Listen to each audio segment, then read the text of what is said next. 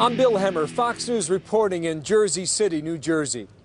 And right over there is Lower Manhattan, where the Twin Towers of the World Trade Center once stood. 15 of the 19 hijackers lived or moved through the state of New Jersey. Now, a decade after the attacks, the World Trade Center is rising again. New buildings will be finished in about 2 years' time. But the iconic skyline of Manhattan remains incomplete to this day. On that fateful morning, 3,000 people died in New York, at the Pentagon in Washington, and in Shanksville, Pennsylvania. After exhaustive studies by Congress and the 9/11 Commission, there are questions we are still asking today. Who really helped the 19 men? Who helped them to move around our country largely undetected? And was this man, American-born cleric Anwar Awlaki, at the center of plots of 9/11? Is he the new bin Laden? We begin our report with Catherine Herridge. January 5th, 2000, Kuala Lumpur, Malaysia. In a condo overlooking a beautifully designed golf course, at least a dozen of Osama bin Laden's operatives, including these two future hijackers, Nawaf al-Hazmi and Khalid al-Mihdhar, gathered for a meeting. The purpose? Discuss details in the upcoming plots to bomb the USS Cole in the Gulf of Aden and the attack plans for 9/11. It was a terror summit. Since the 1998 bombings of the U.S. embassies in Tanzania and Kenya, which killed over 200, our national security agency, the NSA, had captured and recorded phone calls made from a specific house in Yemen. It was some 60 miles outside the capital, Sana'a. The house was Osama bin Laden's operations center. The call came in, and the two Saudis who would hijack American Airlines Flight 77 that would slam into the Pentagon headed for the country club. Photos were taken at the terror summit, which remain classified to this day. And I remember the pictures clear as day. I remember looking at them. Mark Rossini was an FBI agent assigned to work with the CIA's Osama bin Laden unit known as Alex Station. That meeting was surveilled because there had been a communication from Alex Station to Kuala Lumpur Station. These people were coming in, follow them, take their photographs, see what they're doing, where they're going. And that's what happened. We had no idea what they were doing. But we knew some of them had visas to the U.S.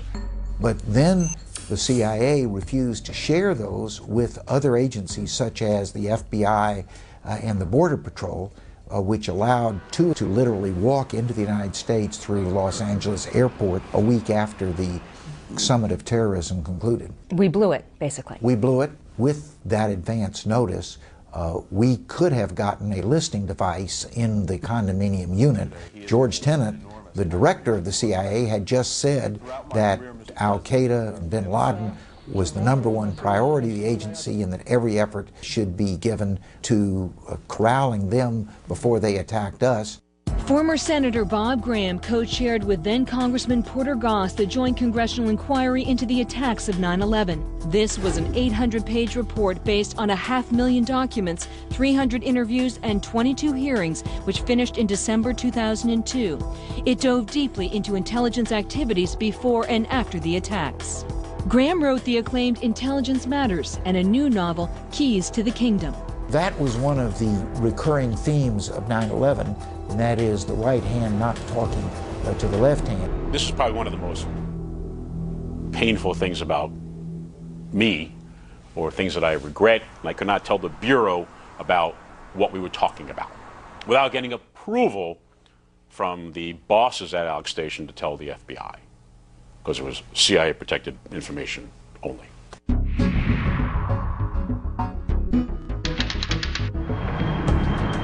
After the terror summit finished, 23-year-old Hazmi and 24-year-old Mihdhar arrived at LAX via Bangkok on January 15, 2000. Unlike Osama bin Laden, who was from a wealthy Saudi family familiar with the West, that's a 14-year-old bin Laden on a family vacation in 1971, these two Saudis had never been to America. What's so significant about al-Hazmi and al-Mihdhar? They were the first of the 19 to come into the United States. Number two, they almost immediately began receiving substantial assistance from the Saudi government or representatives of the Saudi government. Meet Omar al-Bayoumi, a Saudi citizen living in San Diego, was one of the first people to help the hijackers on our shores.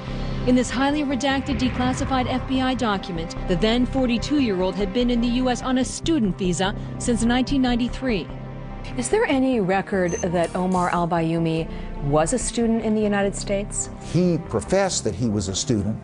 I checked with the university that he said he had attended. They had no record of his having been a student there. As a reporter for the San Diego Tribune, Kelly Thornton was aware of Bayoumi. Bayoumi was very well known in the community and was thought to be by some a Saudi spy, kind of spying on other Saudis for the Saudi government. And he often had a video camera. Bayoumi was also collecting a salary as a ghost employee for Erkan, a subsidiary of a contractor for the Saudi Civil Aviation Company. And there was this story. And when Bayoumi comes up from San Diego at the request of the consul for political and cultural affairs in the Saudi consulate in Los Angeles, we don't know what happened in the 1-hour meeting that they had, but as soon as the meeting was over, Bayoumi and his driver went to a specific restaurant, ended up at a table next to the two hijackers, Al-Hazmi and Al-Mittar, which led to Bayoumi asking if they would be interested in relocating from Los Angeles to San Diego, which they agreed to do. How likely is it that someone's going to have a chance meeting with two hijackers? Well, there were 134 Middle Eastern restaurants in Los Angeles in January of 2000. We had a statistician do a probability that 4 people would end up at the same place at the same time. And it was in the more than 5 million to 1 category. 5 million to 1? Yeah.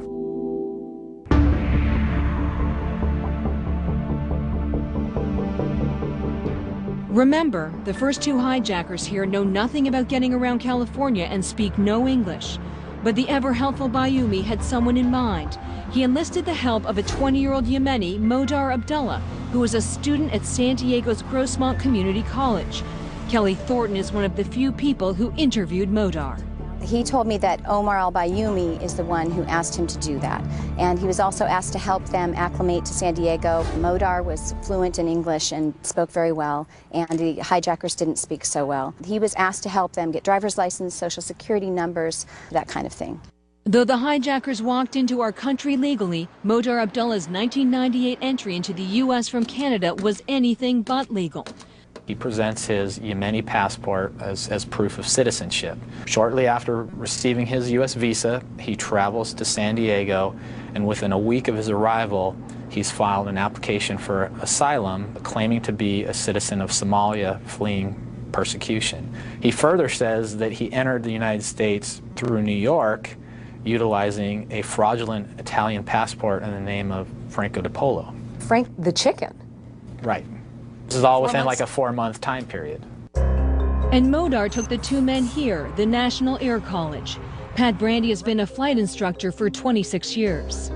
Why do you believe that plane is the plane that they flew? But this is the only Cessna we had at the time, so if they were doing the Cessna, that would be the bird right there. Now, what was it like to realize that you've been flying in the same planes that the hijackers had been flying in? At first it was an eerie feeling. That's where it all started for them. The hijackers moved here to Bayoumi's complex in San Diego at the Parkwood Apartments, and Bayoumi signed the lease. Buried on page 517 in a footnote from the 9/11 Commission report is a reference to 4 phone calls on February 4, 2000 between Omar al-Bayoumi and a local imam, Anwar Awlaki. The FBI was aware that he had had contact with al-Qaeda figures in the past. Intel Wire's John Berger, an author of Jihad Joe, has filed thousands of Freedom of Information Act requests. He was involved in some suspicious charities, but they had cut the investigation shortly before the hijackers arrived. They decided that Awlaki was not worth investigating anymore, so they dropped it. What was the relationship like between Awlaki and the 2 hijackers in San Diego? The assumption was that it was a close relationship and that Awlaki may have been one of the few, if not only people, that Hazmi and Mittar had shared with what they were there for and the plot of 9/11 was going to be. And lo and behold, it was a time period I was analyzing phone numbers. In an exclusive interview with Fox News, Pentagon criminal investigator in New Jersey, Jim Bush, explained how he discovered the links in the phone numbers. There's a phone call from Al-Bayoumi's cell phone to a phone listed to Anwar Awlaki in Denver, Colorado. The same day that Al-Bayoumi says, I took him from there and I assisted him getting an apartment. Now what that phone call was, or who that phone call was between, it's only speculation, but you can make a rational conclusion that there was contact at that time. Who was at a welcoming party that Omar Bayoumi threw for the hijackers in San Diego? Was Awlaki there? That's coming up. The first two hijackers, Hazmi and Midar, took to living large in San Diego courtesy of Bayoumi's wallet. The lifestyle of Hazmi and Midar became very expensive. Among other things, they liked to go to bars and they spent a lot of money. In fact, Hazmi at one point wanted to marry one of the strippers that he had met at the bar. Bayoumi, he was one of the individuals who had been subject of a counterterrorism investigation or inquiry by the FBI, and lo and behold, ends up being really very helpful. From her team's work for the Joint Congressional Inquiry, Executive Director Eleanor Hill remembers details that now shine a brighter light on the U.S. support network. And Bayoumi has phone calls with Awlaki on the day he's taking them around to get in their apartment. The Joint Inquiry states there's no bank documentation that supports the reimbursement of the monies to Al-Bayoumi from the two hijackers, yet the 9/11 Commission report says the hijackers paid him on the spot. Our investigation did not find any record to support the argument that they had reimbursed Bayoumi. Bayoumi held a party for the hijackers, and he videotaped that party. He had one party to introduce Hazmi and Midar to an inner circle of key Muslims, primarily Saudis, in San Diego. The video's cameraman was a wealthy 22-year-old from California, Clayton Morgan. Morgan was searching for life's answers in radical Islam as he became known as Ismail Dyson and also Kaysan bin Don. In this document, Morgan is described as, quote, a trust fund kid who had grown up wealthy. I tried to retrieve that videotape under the Freedom of Information Act. The FBI refused. They said it was being used in an ongoing investigation. If there's an ongoing investigation of anybody on that tape, certainly it would seem that Anwar Awlaki would be a likely candidate. I wouldn't be surprised at all if Awlaki was at that party. Awlaki certainly was connected to these guys, and he was sort of a spiritual mentor to them while they were at the mosque on the border of La Mesa in San Diego. And I was told that they would go behind closed doors and have private sessions together. In a bizarre twist, soon after that party, the two hijackers changed addresses and moved into this home with this FBI informant. A very important figure in this plot who had recently gone through a very difficult divorce and had a large vacant house. Meet FBI asset Abdussadir Sheikh, who is still living in California.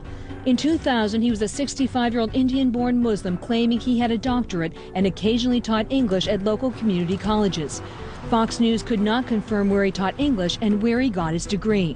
While the Congressional Inquiry wrote about Sheikh, the 9/11 Commission did not, even though Commission investigators interviewed him. In a sense, he was doing for the United States what Bayoumi was doing for Saudi Arabia. So you had the anomaly of two of the future hijackers living in the home of a paid FBI asset. Did he ever report these people to the FBI? He told me that he mentioned their first names. He was one of the several people that was never made available to our inquiry. Why did the FBI deny you access? The asset program was so sensitive that they didn't want to have any disclosure.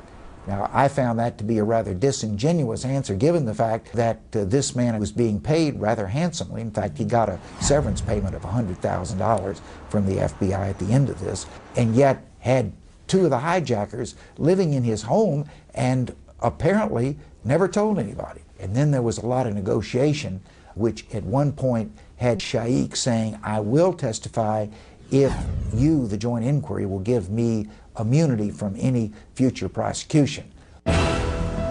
think the only thing you can conclude is that he felt that he had very damaging information. Yeah, that he wanted immunity from something, and that something had to do with his relationship with these two hijackers.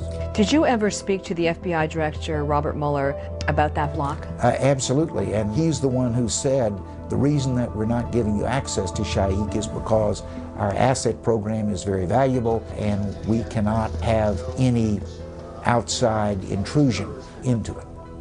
Did you feel that was an honest answer? Well, that was the director's answer. Did the hijackers use a mirror network across the country? Another group of characters always there to help. And are these networks still in place in America today? We continue our investigation with Eric Shawn. The cold face of 33-year-old Egyptian Mohammed Atta is seared into memory. He would crash American Airlines Flight 11 into the World Trade Center's North Tower. Atta is the ringleader. He clearly knew everything and everybody and what their roles were. Atta had been handpicked by 9/11 mastermind Khalid Sheikh Mohammed to be the lead hijacker. Using multiple names, he had lived as a student in Cairo and here in Hamburg, Germany. June 2000, a key time of movement. Midar left San Diego, moving out of the home he shared with FBI asset Sheikh. And it was a temporary goodbye to local imam Anwar Awlaki. Experts say Midar headed to Yemen to recruit other muscle hijackers. And Atta, with a multiple entry visa, touched down in Florida, having flown there from Prague in the Czech Republic via Newark, New Jersey. His first stop was Venice, Florida, on the state's Gulf Coast, where he settled with 23-year-old Marwan al-Shihi, the pilot who would fly United Flight 175 into the World Trade Center's South Tower. Already there was a Lebanese man, 26-year-old Zaid Jarrah. He would crash United Flight 93 into the ground in Shanksville, Pennsylvania. Atta and Jarrah made this video together as their last will and testament. And as in San Diego, all started taking flying lessons. Atta was constantly on the move, flying to Spain in January 2001. After his return, he and Shehi moved again into this apartment in Coral Springs, just outside Miami. Were they using a support network which had been in place in America for decades? What you have in terms of a support system are another layer of people who kind of know what these guys are about, but don't want to ask a lot of questions. Andrew McCarthy was the lead prosecutor in the World Trade Center bombing of 1993. To the extent that they can give them some help, you know, whether it's with housing or money or jobs or training, they can later tell whoever asked them about it they were simply fulfilling their obligation as Muslims to help other Muslims. One person in Florida who seemed to fit that bill was a then 26-year-old chemistry major, who now has a $5 million price tag on his head for his alleged role in Al-Qaeda today. He had grown up in the epicenter of radical Islam here in America. Adnan Shukrajuma is a Saudi. He was born in Saudi Arabia and came to this country during the 1980s with his family. Shukrajuma's father was a man by the name of Sheikh Gulsher Shukrajuma. Gulsher Shukrajuma was a translator for the blind sheikh. This is the Brooklyn Mosque, which was home to the hardcore Islamic Egyptian cleric Omar Abdelrahman. The cleric was blinded in childhood by diabetes. He had given the fatwa for the killing of Anwar Sadat, the president of Egypt in the early 1980s. His successor, Hosni Mubarak, arrested hundreds, including the blind sheikh and a 31-year-old firebrand, Dr. Ayman Zawahiri. What was the relationship between the blind sheikh and Zawahiri? In part, rivals. Zawahiri is running an Egyptian terrorist organization called Egyptian Islamic Jihad at around the same time that Abdelrahman is running the Islamic group. Released from prison, these two rivals would initially go their separate ways. Zawahiri ventured to Pakistan, where he met up with Osama bin Laden. The blind sheikh chose America and arrived in 1990. By the time he got here, he was already a superstar in the jihadist pantheon. Why did we let him in? That's the $64 zillion question. One office is trying to keep him out as a terrorist. The other one is giving him a green card as a religious worker. I'd call it a comedy of errors if it hadn't had such a tragic outcome. The Blind Sheikh did these fundraising tours through the United States. In another secret of 9/11, this FBI document, written just weeks after the attacks, withheld the name of a man who, quote, in October 1992, hosted a party for Sheikh Omar Rahman. The Congressional Joint Inquiry into 9/11, however, names the party host. Mr. Bosnan is named. Osama Bosnan, a Saudi national who 8 years later would be in San Diego, and according to investigators, a close associate of Omar Bayoumi. Yes, the very same man who signed the lease for the hijackers and threw them a party. But back in 1990, the Blind Sheikh inspired another mission. November 5th, 1990, gunshots ring out in a New York hotel. El Said Nosair, a follower of the Blind Sheikh at the Brooklyn Mosque, guns down Rabbi Meir Kahana. Shannon Taylor was an eyewitness and took these photographs. Out of nowhere came some person who shot him right here, and the bullet came right out like that. He'd been practicing for years. He was part of the Blind Sheikh's cadre of leaders. 3 years later, another follower of the Blind Sheikh, Ramzi Youssef, drove a van filled with explosives into the garage of the World Trade Center. One of the real miracles that I think has ever happened in the modern history of the world is that only 7 lives were lost in the World Trade Center attack. In October 1995, the Blind Sheikh was convicted of terrorism and sent to prison. But that personal translator and his family, including son Adnan, moved to South Florida. There was another terrorist cell linked to the Blind Sheikh and Al-Qaeda that was based in the Fort Lauderdale area, and that was the community in which Adnan Shukr was growing up. New details of the hijackers' movements in Arizona, Florida, Virginia, Connecticut, and New Jersey. And why was Anwar Awlaki invited to lunch at the Pentagon shortly after the attacks of 9/11? By the spring of 2001, the key figures in the 9/11 plot were well established in America. Besides taking 727 flight simulator lessons at Opelika Airport, ringleader Muhammad Atta and his cohort Marwan al-Shehi moved into this apartment in Coral Springs, Florida, just north of Miami. And living in this house in nearby Miramar was Adnan Shukr, who was raised in America because his father was the Blind Sheikh's translator. Adnan Shukr goes to school at Broward Community College. Here he is giving a class presentation at the college, but experts say he wasn't only pursuing an education. During the late 90s, Shukr had been approached by a local Muslim who was trying to put together a terrorist cell. Adnan Shukr was recruited to be in that plot, but got spooked by it. The FBI believed that he may have sniffed out their informant, and instead he went to Pakistan and trained there. After allegedly training with Al-Qaeda, Adnan was back in South Florida, and so were Atta and Shehi. Buried on the last page of this declassified 9/11 Commission document is a mention that Adnan and Atta were together on May 2nd, 2001, 4 months before the attacks. An immigration officer who said that Atta and another man and Shukr came into their office. The person said she was 75% sure that Shukr was with Atta. Shortly after, Shukr disappeared, likely in Pakistan. He's the alleged Al-Qaeda operational chief right now. Adnan Shukr is a trained operative who poses an operational threat to the United States. With Shukr you see almost a 20-year history here, going back to the mosque in Brooklyn, going to Florida, and then allegedly being with Muhammad Atta. Right, exactly right. Secrets of 9/11 lay deep in America's Southwest. Al-Qaeda has had a presence in Arizona almost since Al-Qaeda was founded. Honjour's connections to Arizona run far deeper than obviously any of the others.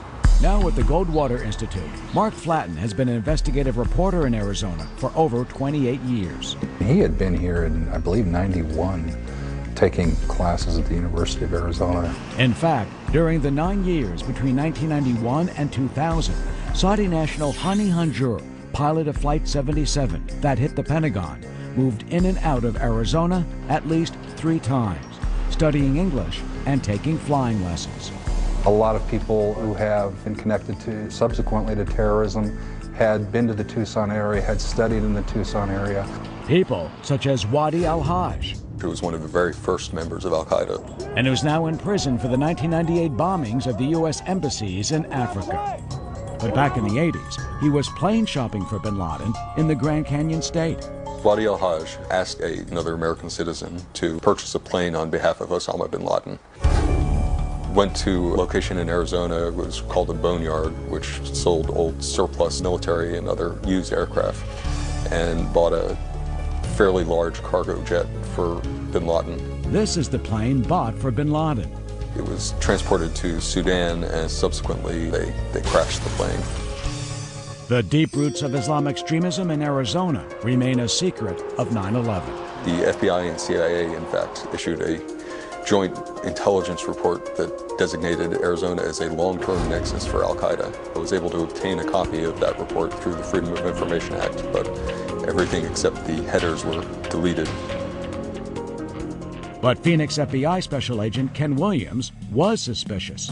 Agent Williams gained a great deal of notoriety because of the Phoenix memo, which he actually authored in July of 2001. Describing several flight schools in Arizona that had an unusually large number of Middle Eastern students training there, particularly Saudis. The memo states Osama bin Laden is trying, quote, to establish a cadre of individuals who will be in a position in the future to conduct terror activity against civil aviation targets. The declassified parts of the memo don't name Hanjour or Hazmi, but does mention Zacarias Moussaoui, a radicalized 24-year-old Lebanese national. Subra, he was a disciple or an advocate of Osama bin Laden. Williams noted that in 1999, Subra drove two men to the Phoenix airport for a flight to Washington, D.C.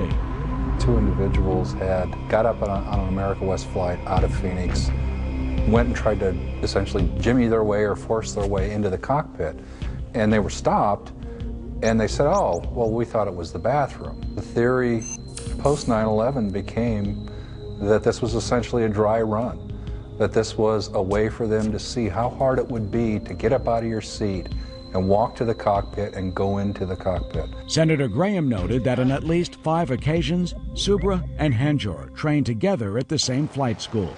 Ken Williams' memo fell on deaf ears. Because it was just not a priority at that time. It did not rise above the background noise. But the truth is, by the time Williams sent his memo, Hanjour and Hazmi were gone, having left Arizona 3 months earlier.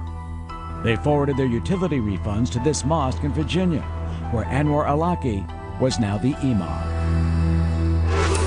What did this man have to do with Anwar Awlaki? I'd like to ask you a couple questions. And what did he do for the hijackers? That is just ahead. We need to speak the truth, even if it sounds bitter. In January 2001, Anwar Awlaki moved on from San Diego and became imam at this Virginia mosque. And that is the difference between right and wrong, evil and good. Within months, Flight 77 hijackers Nawaf al-Hazmi and Hani Hanjour would follow their spiritual keeper. Not Michigan, not Louisiana, not New Orleans. They end up in Falls Church, Virginia, right next to a mosque that the imam is Anwar Awlaki. Awlaki again asked people who were his followers to help these guys out with IDs, with driving them around, finding apartments. Another secret of 9/11 is this man, 28-year-old Jordanian named Ayad al-Rababa. He ran illegal driver's license schemes in New Jersey, Connecticut, and Virginia, and had apartments in all 3 states. An investigation lead came up from our Virginia office, asking us to run down and locate an individual by the name of al-Rababa, connected to motor vehicle driver's licenses, addresses that's similar to the hijackers. Hi, this is where we're coming up to where Muhammad Atta's phone card was found, right in the area of this Dunkin' Donuts here. 15 out of 19 actually came through Jersey at some point. Then FBI Special Agent Bob Bukowski led the Pent Bomb investigation team in Paterson, New Jersey. He talked about the 9/11 case for the first time. He found out we were looking for him, there's no doubt. When he got tipped off, he was in Connecticut at the time. He walked into the Connecticut office of the FBI and said, oh, by the way, I just happened to meet the hijackers. But we knew that wasn't true. It was still September. Our Paterson office called me and said, hey, Peter, you sitting down? Peter Shue is an FBI special agent in the Washington field office. This was the first live person. Yes. How did he meet the hijackers? His story changed back and forth. His first story was that he met them at the local 7-Eleven. He bumped into what he recognized as two Saudis. He looked at them and he said, hey, you know, I know you're from out of state. Do you need a place to live? What else can I do to help you? Rababa's second story involved this man, an older roommate, a Syrian named Dawood Shayaza.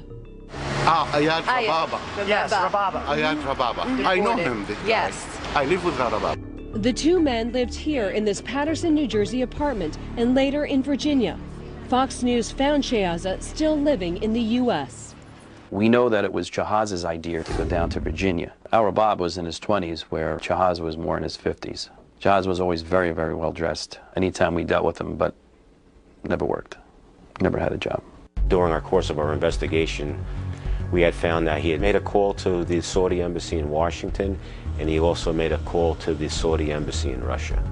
Jim Bush spent 10 months investigating Rababa and Shayaza's shady relationship with the hijackers. Al-Rababa admitted that, okay, Dawood Shahaza had told me to go to the mosque in Falls Church to go see the imam and ask for work. When he went to the imam the first time, he saw that he was in an altercation, a fight inside the mosque with somebody. He stood back and watched. He said, I didn't feel he was a religious man because of that argument. Then he went into the prayer area, and it was after the prayers were over that when he was finished praying, he turned around and the two hijackers were standing there.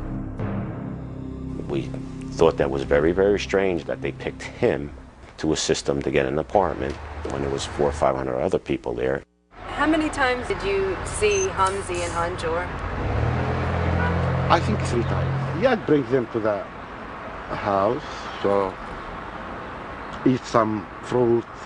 I was see them is very nice. We asked Al-Rababa if he was a religious man, and he said he didn't pray and he didn't go to any mosque. Shahaza also said he was not a religious man and did not pray. Are you religious? No.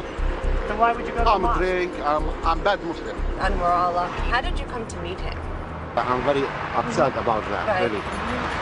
So everybody have to do something for them, really. He just didn't go down there and meet these people by accident. They had to have a network. Bukowski and Bush believe Awlaki tasked Rababa to help the hijackers. The 9/11 Commission shared that suspicion, but it did not include Shayaza. And there is this connection between Awlaki and the Hamburg 9/11 cell. There was a search of Ramzi bin al-Shib's apartment in Germany. The people found the fax number for the Virginia mosque where Anwar Awlaki was working. It is another thread that ties Awlaki to the 9/11 plot. The hijackers moved quite a bit. They kept moving frequently. This is the apartment that Rababa found for the hijackers in Alexandria, Virginia, and Shayaza asked his roommate for other help. Called him and said, hey, the Saudis are back and they're looking for you and they'd like you to take them sightseeing.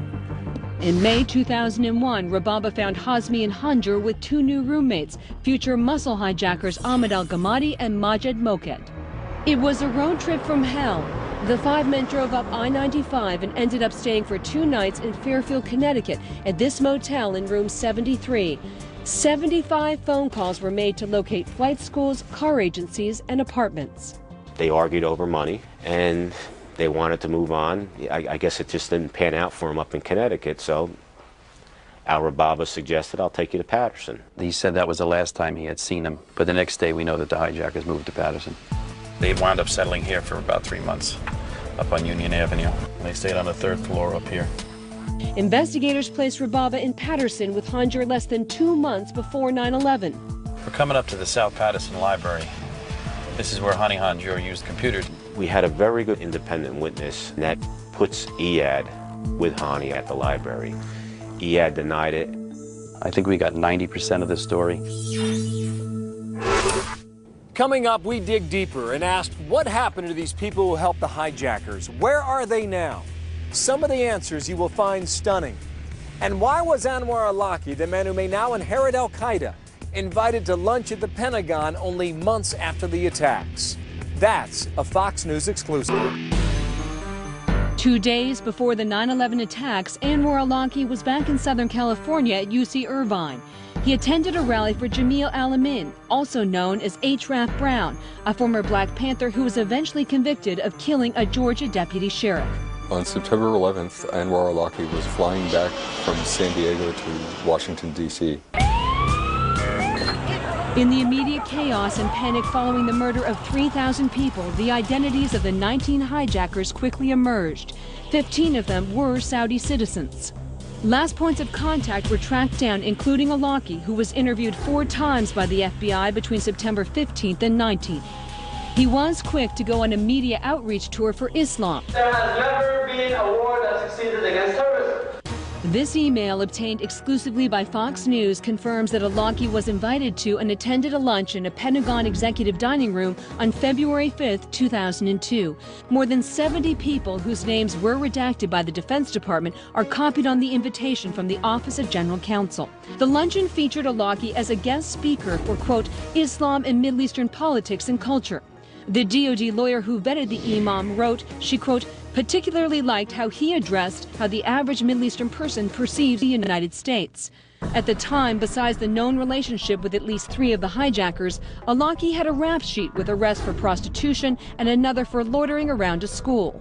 Is this lunch shocking to you in some ways? This looks like it may have been another example of where the Department of Defense was unaware of what the Department of Justice and the FBI knew about Awlaki. Days after that lunch, Awlaki left the country. 3 months later, a warrant for his arrest was issued for passport fraud. The American-born cleric is now hunted in Yemen, where he also holds citizenship. But there was a mysterious return to the United States in October 2002. Despite the outstanding warrant, as Fox reported last year, Awlaki was released from federal custody on the orders of an FBI agent.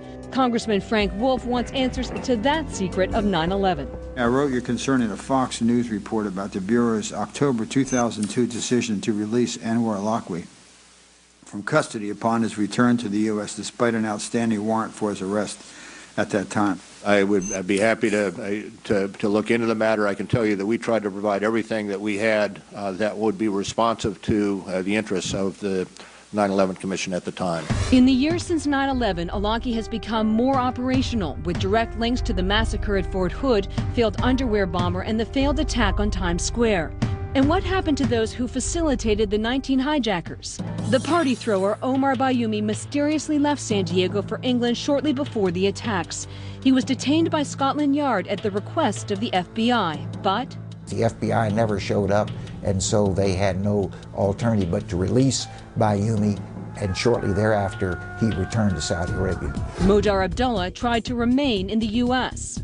Now, right after 9/11, he tried to marry somebody. Right. He was trying to protect his immigration status because he knew that a lot of agents were going to be coming down on him pretty quickly. Nevertheless, he was deported on an immigration violation to Yemen in May 2004.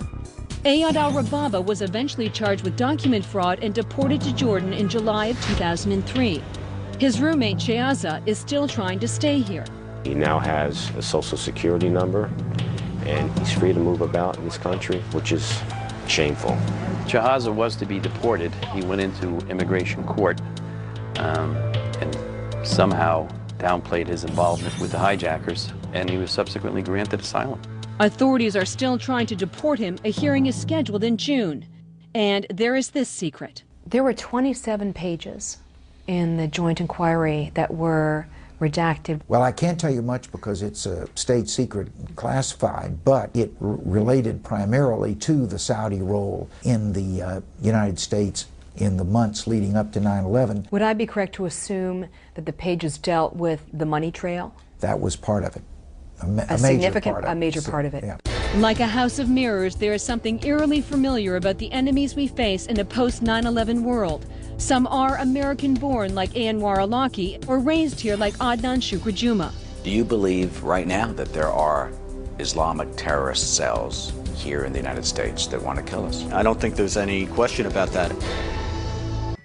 Osama bin Laden is dead, but the harsh truth remains that Al-Qaeda and all its franchises flourish here and around the world, often living in plain sight. And the sad fact remains that after the murder of 3,000 people on a bright September morning 10 years ago, there has only been one conviction in a U.S. court of law, that of the would-be 20th hijacker Zacarias Moussaoui. Trial details for the 5 9/11 conspirators at Gitmo are still being worked out to this day. As you have just witnessed, there are strong reasons to look back and continue the investigation into the secrets of 9/11. For Fox News Reporting, I'm Bill Hemmer. Thank you for watching.